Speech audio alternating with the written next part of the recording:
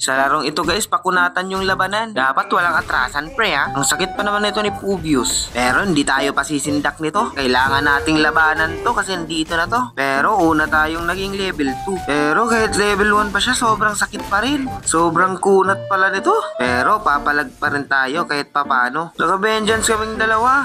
Tingnan natin kung sinong panalo. Pero papalag namin, namatay pa yun. Grabe naman yun. Sakit pa rin pala talaga ng gatot.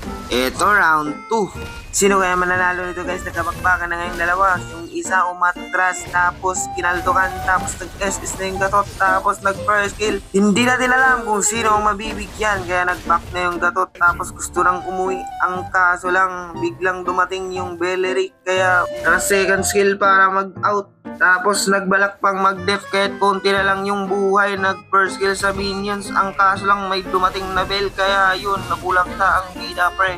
Nabuhay na pala ang bida dito pre. Meron namang bakbakan sigurong magaganap dito sa bandang mid. Ayun, naging ice yung veil. Tapos tumalon, tapos namatay. Tapos biglang dumating yung Beleric. Gusto niyang mag-respo. Ang kaso lang pinaulanan siya ng yelo. Kaya yun, bulagta din siya dito. Panigurado. Kayo yun, patay ang bida na ito. Pagkatapos sa mga insidente na yun, pumunta ako agad dito sa bandang top. Kasi bumalik ako sa lane ko. Ang kaso lang dumating yung kampi ko. Kaya malas yung inabot ni Pubius. Kaya yun, mamatay ang bida na naman ulit. Dito pala sa part na to guys, meron na namang carry. Pinatay niya yung tikbalang namin. Kaya nagbabalak akong pitasin din siya. Kaya nag-SS na ako dito. Tapos sabay second skill, first skill. Kaya yun, nawala yung bida. Bida ang sarap. Sa part na to guys, mukhang meron na namang magaganap dito na labanan. Kaso lang nakuha ng ding yung Lord. Tapos nagbakbakan talaga ng malala dito. Ayun na nga, nagbitaw na ng ipo-ipo. Tapos biglang lumipad yung gatot. Tapos dito namatay yung mga kung ano-ano. Kaya hindi ko na alam kung anong sasabihin ko. Kaya yun, thank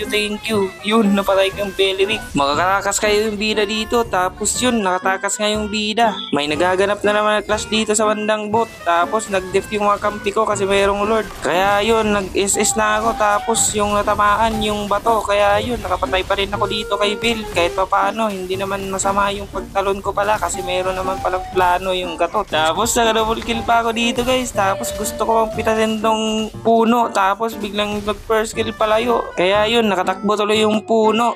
Hinahabol pala ni gatot dito yung Beleric. Akala niya siguro makakatakas siya. Kaya yun, hinahabol pa ng hinahabol. Tapos yung nangyari, kaya yun, nabigyan natin yung isa. Tapos naging abo tayo. Kaya kung hindi ka pa nakapalo, mag-follow ka na pre. Thank you pre. I love you. We wish you a Merry Christmas tree. Dito tumalo na nga yung bida. Tapos natamaan yung Ling. Tapos kala ng Ling makakatakas siya kasi nakatalon pa siya ng sabato pala. Sa part na to guys, sinahabol ko yung puno. Tapos yung puno sumabay lang sa akin. Tapos nagulat ako dito guys, sobrang bilis tumakbo ng puno na to. Nag-SS na yung puno kaya nag-SS na rin ako. Ayun na nga, naganap na yung laban. Nagkabugbugan na nga dito. Hindi ko na alam kung sinong atakin ko pero nabigyan pa rin natin yung isa. Tapos yung kambi ko kanya-kanya na. Hindi na alam kung sinong atakin pa. Sino kaya magtatanggumpay sa laban na ito? Ang red team ba kaya o blue team? Kung sino kaya mananalo nito, may premyo. Ang premyo pala mga pre ay lupa sa huko. Ayun na nga ang laban, nagkaltukan na pero nakatakas pa rin yung isa. Pero hindi siya pinalad kasi namatay pa rin siya.